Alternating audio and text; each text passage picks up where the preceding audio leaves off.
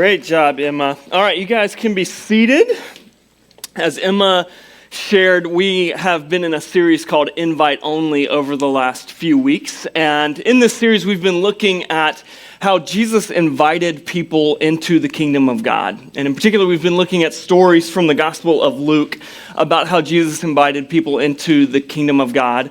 And a part of that has been for us to then learn how we can invite people into the kingdom of God. What can we learn from Jesus about how to do that well? And we've been in this series as we lead up to Easter, as Sharon said, because a part of that is wanting us to be more thoughtful about who are we inviting as we think about this major weekend and this opportunity to invite people on a Sunday morning or to our Easter egg hunt in particular. For those that don't know, a part of the reason we do these Easter egg hunts is to create a space, a non-threatening space for people who might not come on a Sunday morning but would be open to taking a first step towards Bright City by attending one of these events. And so I want you to be thinking about those in your life who might not come on a Sunday morning but might be open to take that step. And that is who we want you to be thinking about as we think about inviting to Easter. But this morning, we are wrapping up our series, and in honor of Big Church Sunday, I have brought a special friend to help me this morning. This is my pet rock. Does anybody here have a pet rock? Anybody? I cannot see any hands. Awesome. You do not have a pet rock. I know you don't. This is Pietro della Carbone. It's Italian. You can also tell because he has his finest Italian suit on this morning, complete with his little lapel square. But Pietro is my pet rock, and he and I, this morning as he was getting ready, we got into a little spat. He thought I was wrinkling his white shirt, and so we got into it a little bit, but everything is okay. He also, yes, does have green hair. I told him that was a bit of a bold move, but he said he wanted this to be unforgettable. He was like, this is my moment. And so he went with the green hair. So he can be a little hard-headed sometimes, but for the most part, he's a good kid. You're welcome. Now, the thing I love about a pet rock, and maybe if you have a pet rock, you understand this, but what is so great about a pet rock is that you don't have to feed them. You don't have to water them. You don't have to walk them. You don't have to clean up after them because they literally do nothing. They don't move. They're not going to get up and wander away.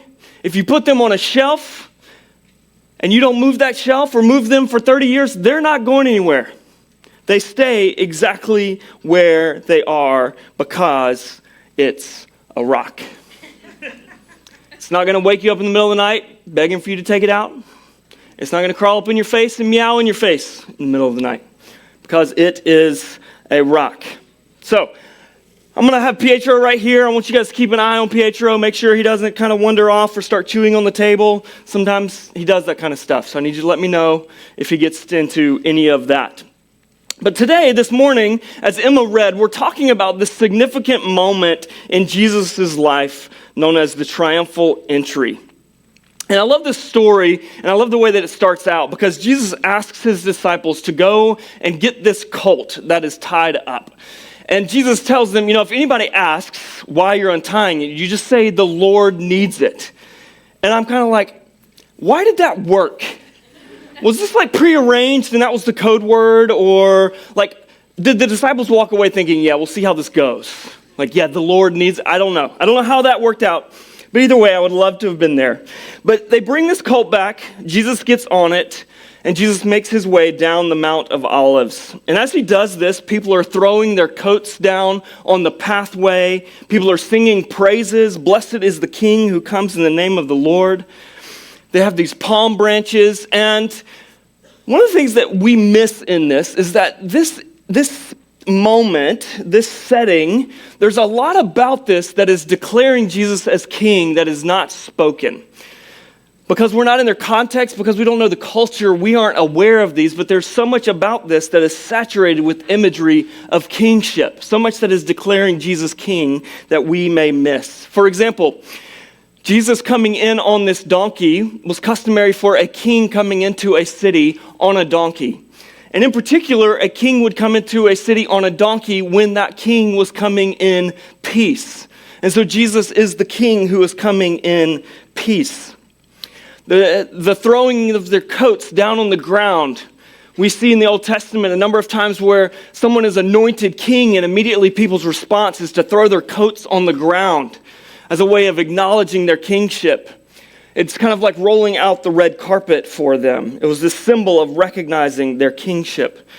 Palm branches were often used in parades and triumphal processions. It was used as this symbol of celebrating a victorious king. And so what these palm branches were doing is they were welcoming a king who had won a victory. And so they're celebrating Jesus coming in as this victorious king. However, not everyone there was ready to acknowledge and celebrate Jesus as their victorious king. And so I want to pick up where Emma left off. There's 2 more verses in this passage that I want us to focus on this morning.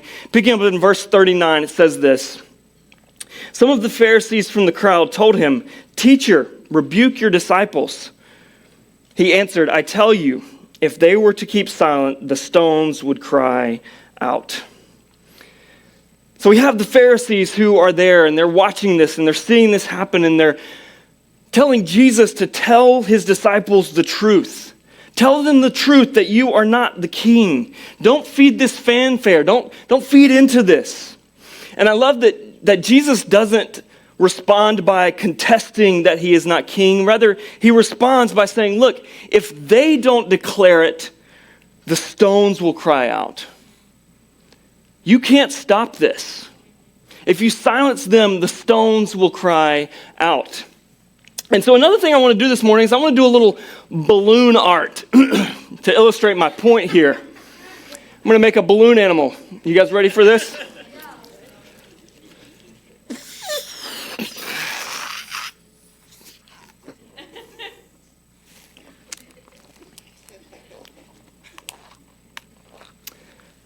This is my balloon art of Pietro.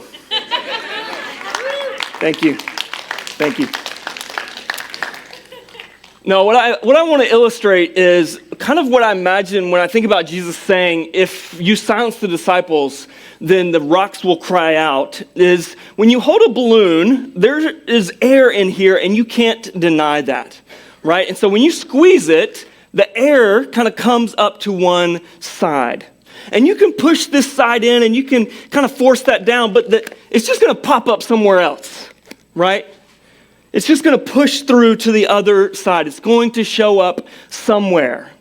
And that's kind of what Jesus is saying here is, look, you can silence the acknowledgement of the truth that Jesus is Messiah and King. You can silence this crowd. You can silence every person you know, pushing it down and suppress it. And the declaration of that truth is still going to pop up somewhere. It's still going to come up somewhere. Even if it takes a miracle, that truth is going to be proclaimed. Now, why did Jesus say that stones would cry out? Why didn't he say the trees will cry out or the grass will cry out? You wonder, does Jesus know that stones don't talk? Like, were stones different in Jesus' day? Were they magical in some way? No, right? And that is the point. And so what I want to spend our time on this morning is talking about 3 things that I think Jesus is saying when he says that the stones will cry out. 3 things that he is trying to communicate about this truth that Jesus is king. And so I want to give these to you right up front, and then we'll go into them individually. But what Jesus is trying to communicate is the truth that Jesus is king is so obvious, even a stone knows it. This truth that Jesus is king is so undeniable, even a stone acknowledges it. And this truth that Jesus is king is so essential, even a stone can recognize it. So jumping into this first thing, this truth that Jesus is king being so obvious that even a stone can know it. A part of what Jesus is getting at here is that it doesn't take special knowledge. It doesn't take years of theological training like the Pharisees have had. It doesn't take reading every scholar and philosopher and scientific argument for and against. It doesn't take all of that to know that Jesus is the Messiah and the true king. In fact, it is so obvious, a rock can know it. Pharisees were the most highly educated of their day. And one of the consequences of that is still true, but especially for these Pharisees, was that education gave them a sense of arrogance. And so in this moment, they kind of appeal to Jesus as if Jesus is their equal and say, hey, Jesus, we know that they may not understand this, but you know what is the truth. You're on our level, okay? So can you communicate to them the truth that this is not who you are? And Jesus is essentially saying, look, you look down on them because you have exalted yourself above them. You've exalted yourself, seeing yourself as better than them. And what Jesus is doing here is he's flipping the script. He's saying, look, in fact, you look down on these people because they don't have the knowledge that you have, but you have missed it all together. Because you haven't factored in the simple truth that the very stones we walk on, that you wouldn't even think of comparing your intelligence to, know the truth. And so he says, essentially, you think that they're getting it wrong because they are so much less intelligent than you are, when in fact, this has nothing to do with any degrees that you have, how decorated you are as a religious leader or among the religious elite. This reminds me of one of my favorite stories that I have read to my kids a number of times, and it is the story The Emperor Has No Clothes. And the version that I read to them is a pretty funny version, and if you've read it, you know where this is headed. But the way that the story goes is that there's this emperor who is completely obsessed with having the finest clothing, the most beautiful attire. And every year he does this procession through his city with his finest attire to put it on display before his people. And one year he's getting ready for this procession and he's going through all of his clothes and he's upset because he's like, I have no clothes fine enough. No clothes that are worthy of who I am as the emperor. And so he sends his assistant out into the market and tells him to go find new tailors because his tailors aren't good enough. And so the assistant goes out into the market and he overhears these two tailors talking. And they're talking about how they work with the finest fabric that the world has ever seen. And only they know how to weave it.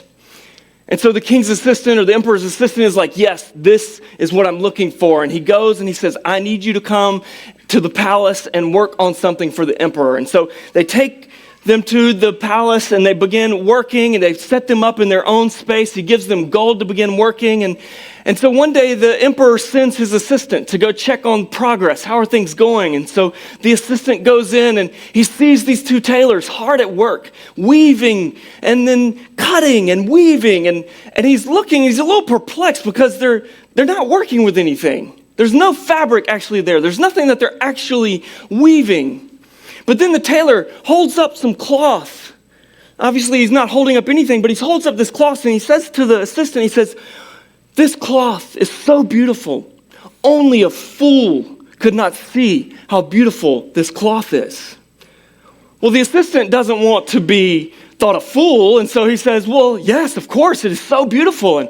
And so he's like, let me take some back to the emperor. And so the emperor, or the tailor cuts some off very carefully. And then he takes it in his hands and folds it up very neatly and hands it to him. And then the assistant goes to the king. And he goes and holds it up to show the king. And of course, again, he's not holding up anything. And the emperor kind of makes a perplexed face. But then the assistant says, look how beautiful this cloth is. Only a fool cannot see how beautiful this cloth is. Well, the emperor doesn't want to be thought a fool, and so he's like, oh yes, give them more gold so they can work more quickly. And so they keep working, and finally the day comes for them to present this wardrobe that they've been working on. And so they come in and they kind of have the king put his arm in. And so the king puts his arm in the one sleeve and then puts it in the other sleeve. And of course, he's not putting on anything. And he's standing in front of his mirror naked. And you can see his assistants kind of like, are we really going to go through with this?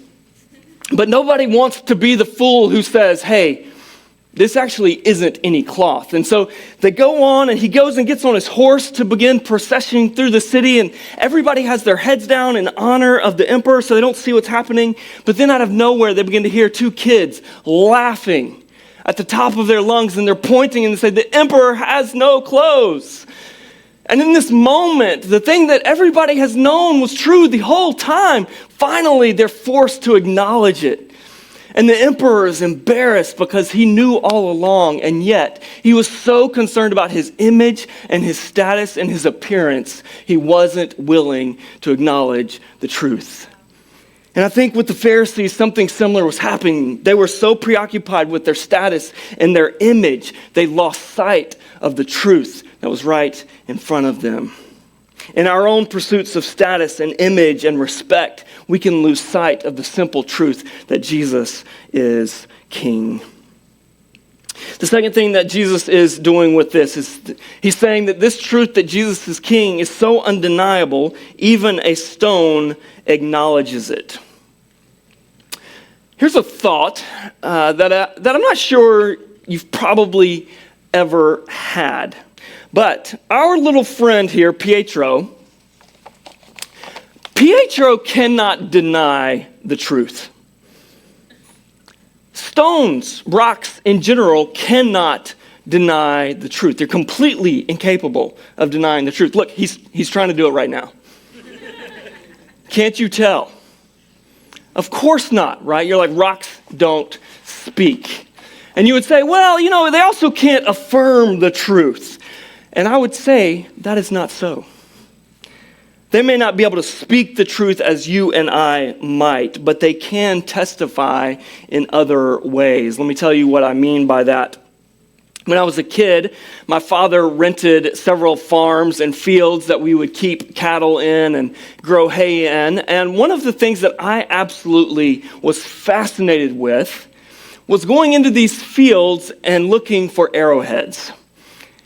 Just completely fascinated by this. And I've got a picture of an arrowhead here to show you. But I was fascinated with these, and I was fascinated because someone that I was separated from by hundreds or even thousands of years had stood in this exact spot or somewhere close by. They had held this exact rock. And so even though the terrain was so different, there were no fences, no cars, no trucks, no tractors, no houses, no buildings, no roads. And yet, in some strange way, discovering this arrowhead and holding it in my hand, there's this strange sense of connection that I felt. The question is, how did I know that someone else had been here? I knew that because rocks don't do that to themselves. They don't cut this nice little notch in themselves to be attached to the end of an arrow.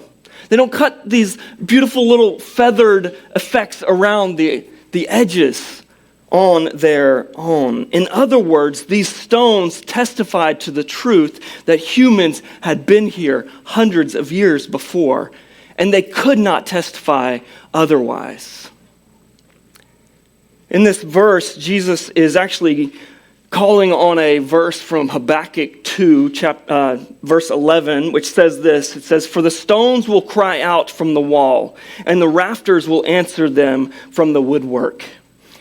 What's happening in Habakkuk is that God is condemning the nation of Babylon for its unjust treatment. And in particular, the ways that they had built the walls of their city using stolen stones.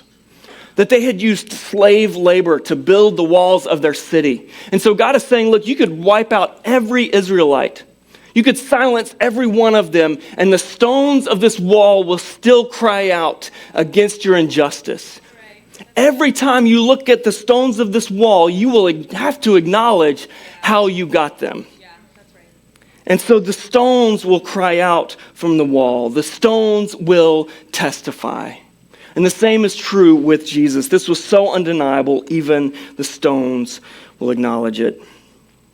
And then finally, this truth that Jesus is king is so essential, even a stone can recognize it. What do I mean by that? Well, stones, rocks, these are one of the most basic foundational materials of our physical world. What I mean by that is that the earth's crust is primarily composed of rock. Mountains, valleys, continents are all formed from rock. Soil itself is often just broken down rock. And so stones are literally the foundation beneath everything that we experience physically. They are essential to our experience of reality. Why does this matter? Why is this important? Well, to tell you that, to explain that, I want to draw on one of my favorite Disney movies, and that is the movie Frozen. Any fans of Frozen? Anybody? Yes? In particular, I love the relationship of Kristoff and Sven. And as I was preparing this, I had to admit to myself, I actually love lots of the Disney animals. For example, in Tangled, Maximus the horse is like my favorite. His integrity is unparalleled. It's amazing. And the way they depict it is awesome. But anyway, I love Kristoff and Sven. But in this movie, you know Anna has her heart frozen. And so Kristoff is going to take Anna to meet some of his friends who he believes can help figure out how to unfreeze her heart. And so Kristoff and Sven and Anna and Olaf are making their way out into the woods. And as they're getting closer, Kristoff begins to explain to Anna. He says, for a long time it was just me and Sven until my friends came along and they raised us and they took care of us. And he begins to warn Anna about these friends, in particular explaining they can be a little inappropriate at times. They can be a little bit overbearing. They can be a bit heavy. Really heavy. And about that moment, they come to a clearing in the woods. And in this clearing, there are stones strewn about everywhere. And Kristoff walks out into these stones and begins talking to them, saying, "Oh, it's been so long since I've seen you. How much I have missed you. Oh, I can't believe how much you have grown." And you see Anna and Olaf over to the side like, what is happening? What is going on? And Olaf is kind of like, "I'll make a diversion. You can sneak away." Because they're like, okay, this may have been a mistake. But about that moment, about that time, the stones recognize Kristoff as one of their own. They reveal themselves in this moment as trolls. And they begin to say, "Oh, Kristoff is home." And they start hugging him and kissing him. And one of them starts to mother him and says, "Hey, take off your clothes so I can wash them." And he's like, No, that's okay. I'll keep my clothes on for now. But they recognize Kristoff as one of their own. The reason I tell you this is because these stones that Jesus refers to will declare the truth of who Jesus is, because these stones share something in common with the identity of Jesus. One of the things that Scripture repeatedly speaks of Jesus as is the stone that the builder rejected, who has now become the cornerstone. What's a cornerstone? What are we talking about here? Well, again, I've got a picture for you here of what a cornerstone would have looked like. It's this large stone. It was often the largest stone in a building, and it was the essential foundational material in the construction of a building. It bore a lot of the weight of the structure of the building. It had to be strong, but its angles also have to be cut perfectly because its angles determined the angles of the walls. They would build their walls in alignment with the edges of this stone. And so if it wasn't perfectly square, the building would either go in too far a different direction or too close, and the building would not be aligned properly. It was essential to the building. And so as stones are the foundational aspect of our physical world, what this is telling us is Jesus, the cornerstone, is the foundational aspect of our spiritual world. And even the stones could recognize it. They could recognize its own essential nature in Jesus. This was so essential that they could recognize this. And they knew it because of their own essential nature. Now, the most powerful thing about what Jesus is doing here, and this is where I want to bring our focus as we close this morning, is that when people are declaring these words over Jesus, "Blessed is the King who comes in the name of the Lord," they aren't just coming up with this phrase from nowhere. But in fact, they are drawing on the words of a psalm, Psalm 118:26, which says this. It says, "He who comes in the name of the Lord is blessed." But what's really powerful about Jesus saying it is the stones that will cry out is the wider context of Psalm 118.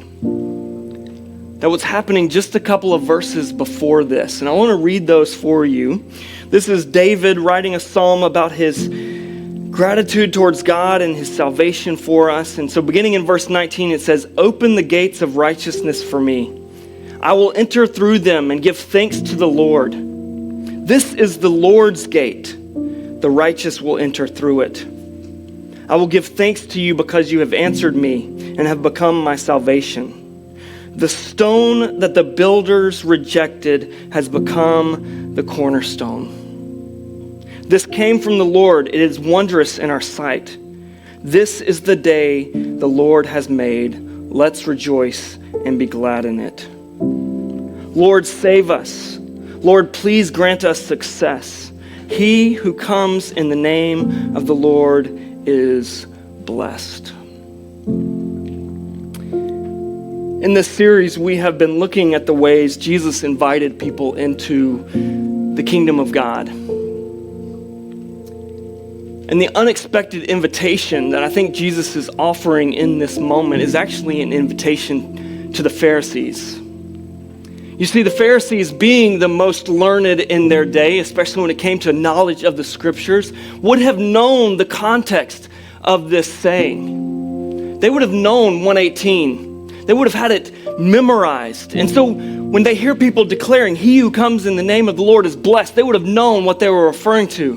And then when Jesus says that the stones will cry out, that would have called to mind the rest of this passage and how this one is the stone that was rejected but has now become the cornerstone. And so ultimately, I think what Jesus is doing here is Jesus is ultimately inviting the Pharisees to see the bigger picture of what God is up to, if they are willing to receive it and see it. Jesus is saying to them, look, God is up to something and there is nothing that you can do to stop it. Because if you silence the disciples, the stones will cry out. And so for those of us this morning, I've got a couple of questions for you. I first just want to ask if you have become a Pharisee. And what I mean by that is one who has become too comfortable to imagine that God may be inviting you to take a deeper step in your faith. That you've grown too comfortable with your idea of God to be challenged in any way. Or maybe we've become too concerned with image to declare Jesus as King too loudly. Or maybe we've become like the Pharisee in believing that we're so essential, that we've got it all figured out, that we have all the answers, that others should just come to us rather than inviting others to Jesus. Have you become a Pharisee?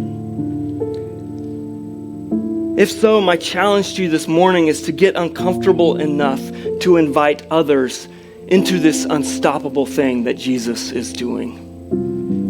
This is happening whether we're a part of it or not. I want to challenge you, don't let the stones do your job. Maybe you're here this morning and you've never made that declaration that Jesus is your King. I want to give you that opportunity now to declare that, to tell Jesus, I recognize now this essential truth that you are King, that my life as this building has been falling apart and crumbling all over the place. And it's because I've lacked the cornerstone. And this morning you need to declare him King.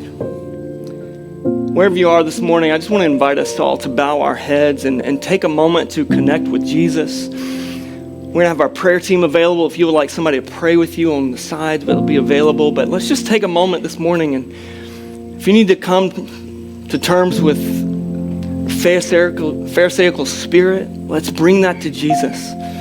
If you need to acknowledge him as King, let's do that now.